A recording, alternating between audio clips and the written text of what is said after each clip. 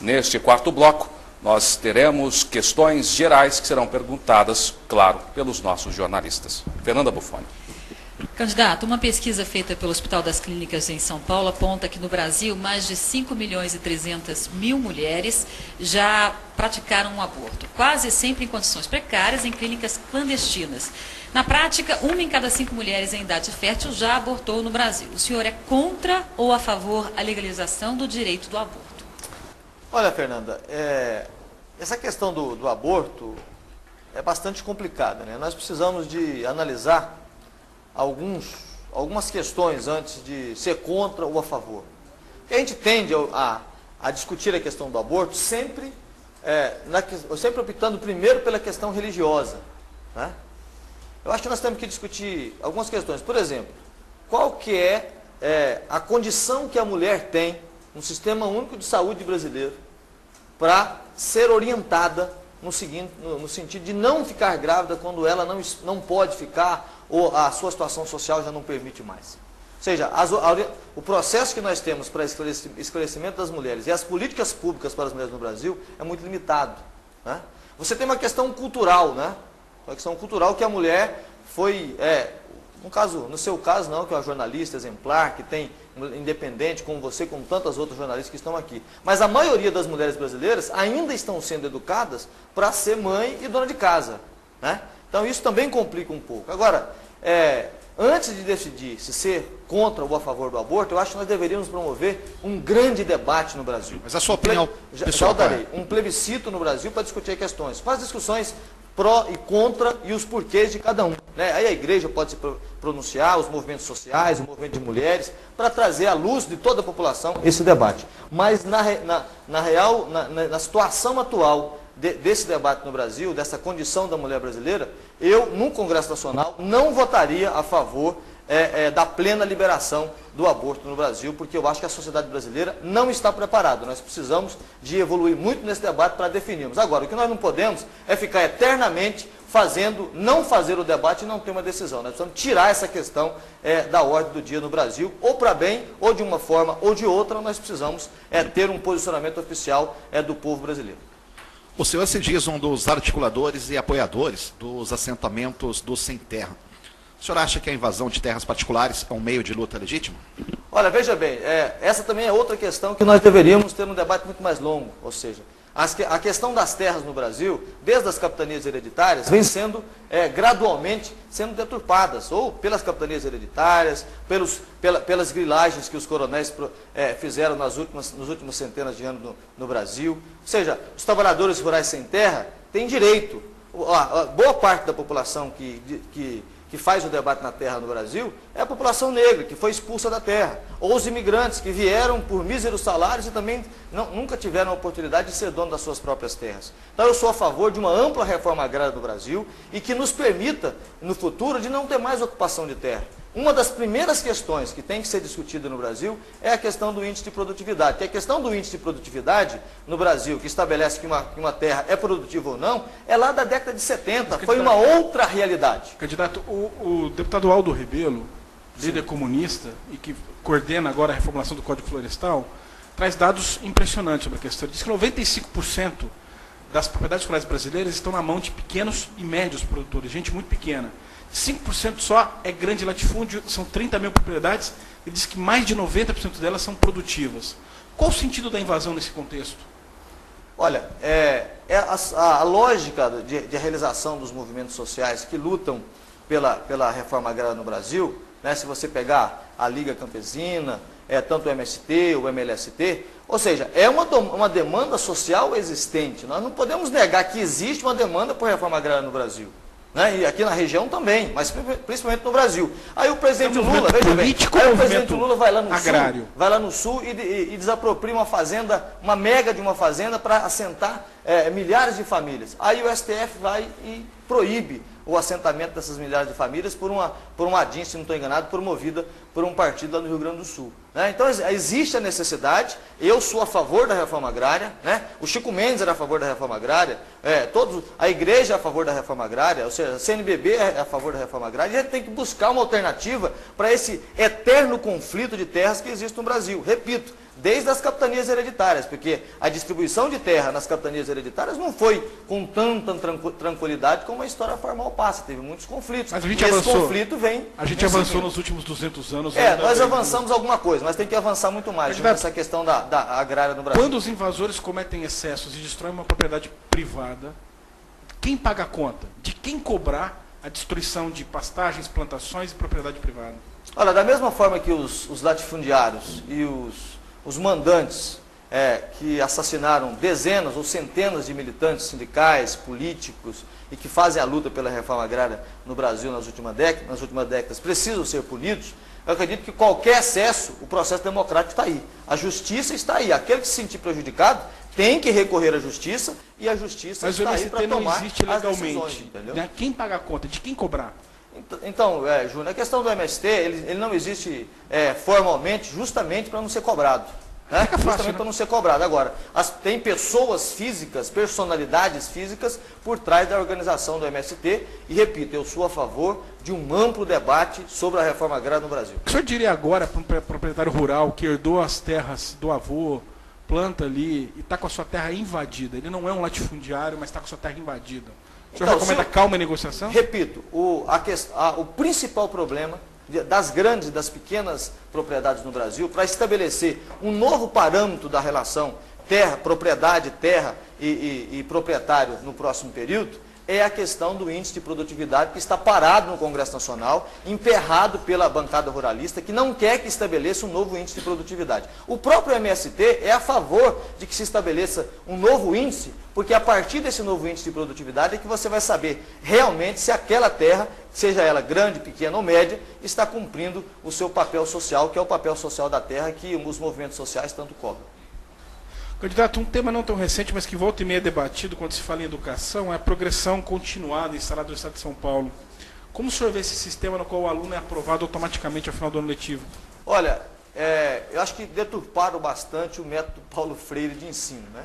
Porque a aprovação continuada, ela não é ruim na síntese da ideia. O problema é que aqui no Estado de São Paulo, encheram as salas de aula de aluno, precarizaram as condições dos professores, né? E nós temos cada vez mais dificuldades de formar os nossos jovens, os nossos adolescentes e as nossas crianças. Daqui a pouco, nós vamos ter professores universitários formados nas universidades particulares, dando aula no sistema público para os nossos filhos no sistema público de ensino, sem nenhuma preparação. Então, no Estado de São Paulo, principalmente, nós temos que rever essa questão educacional e uma das propostas que o Mercadante está apresentando é o retorno do que era antes, ou seja, a questão da aprovação continuada, não é que ela é ruim, ela foi mal implementada no Estado de São Paulo, mas eu sou a favor de que tem que ter prova final de ano, tem que ter bomba, tem que aprender para passar de ano e se formarem bons jornalistas, advogados aluno com condição insuficiente, na opinião do senhor, tem que ser reprovado. Exatamente, concordo plenamente. Só tem que passar de ano quem tem condições para isso. Para passar da quinta série para a sexta e assim sucessivamente, o aluno tem que ter condições, tem que ter aprendido as matérias e não decorado para poder simplesmente passar de ano nessa dita aprovação continuada aqui no Estado de São Paulo. Candidato, agora uma pergunta enviada pelo servidor público Carlos Jimenez, ele é conselheiro do Jornal Comércio da Franca. Sim. Na opinião do senhor, se o socialismo prevalecesse no mundo, haveria menos desigualdade social? Olha, a visão que criou de socialismo no mundo é o socialismo totalitário, ou seja, autoritário do leste europeu e de outras experiências. O Partido dos Trabalhadores hoje, nós estamos defendendo um socialismo democrático, que respeite a propriedade privada, que respeite a sua condição de consumidor, de proprietário de terras ou de empresas, né? Mas que nós defendemos que o acúmulo de riqueza não pode ser simplesmente benefício próprio. Ou seja, não tem problema uma determinada empresa ou um grupo econômico crescer e ser proprietária de bilhões e bilhões de reais. Mas nós defendemos que essas riquezas têm que estar a serviço da população, têm que estar a serviço da geração de emprego, tem que estar a serviço de melhores condições de vida para a população. Então, a visão de socialismo que foi criada no mundo foi muito deturpada no último período por essas experiências negativas. Agora, eu sou socialista, conforme o Partido dos Trabalhadores defende hoje. E eu acredito que esse socialismo democrático, respeitando o Estado de Direito, eu tenho certeza que vai ser, veja bem, vai ser uma transição do sistema capitalista para um novo sistema. Não sei nem se vai se chamar socialismo, mas que alguma coisa muito próximo disso vai ter que ser construída, porque o planeta não suporta mais tanta exploração. Por que todas as experiências de socialismo ou comunismo fracassaram? Olha, é um debate muito profundo, né, Júnior? Você sabe disso, um profundo conhecedor disso, é estudioso que é muito difícil. Acredito que seja por isso, porque tanto os regimes totalitários, democráticos, socialistas ou ditaduras, todos eles naufragaram de alguma forma num curto ou num médio intervalo de tempo. Eu acho que nós temos que buscar sempre a democratização e o bem-estar da coletividade. Eu acredito que esse processo entre socialismo e capitalismo vai acontecer uma nova revolução internacional que vai levar o planeta a ser forçado a estabelecer uma nova ordem social que não precisa necessariamente se chamar socialismo, mas alguma coisa próximo disso.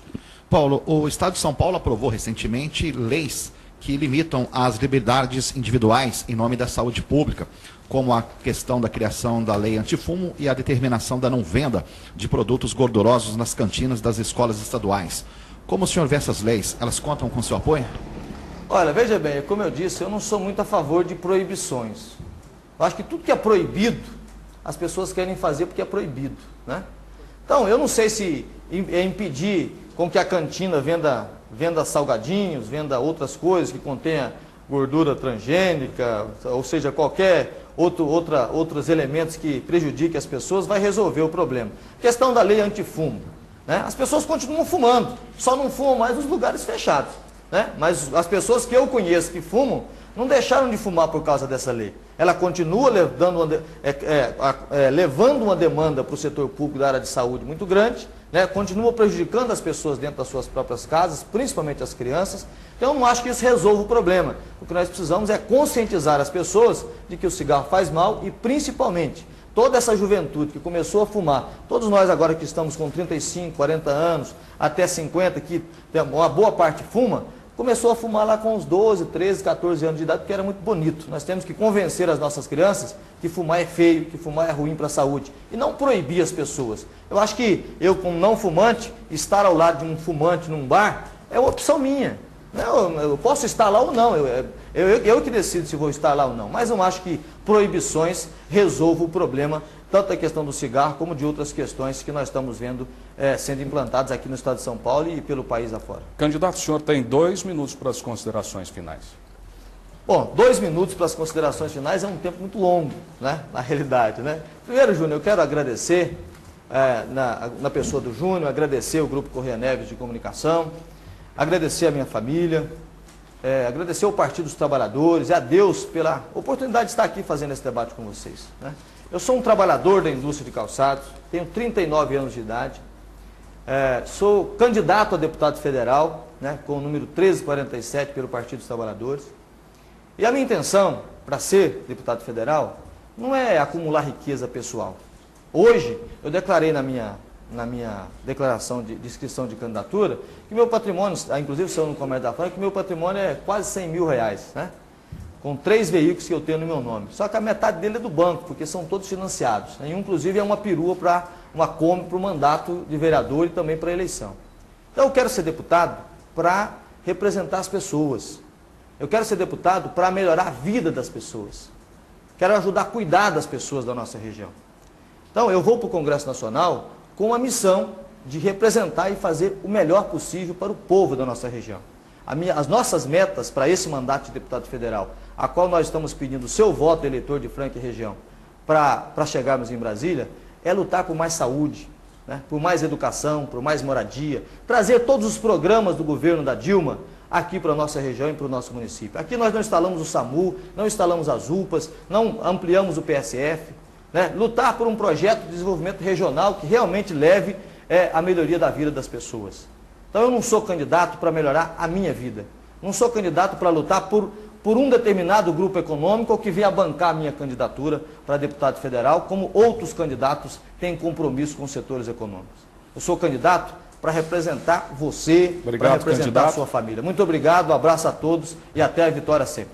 Chegamos ao fim desta primeira sabatina com o candidato a deputado federal Paulo Afonso Ribeiro.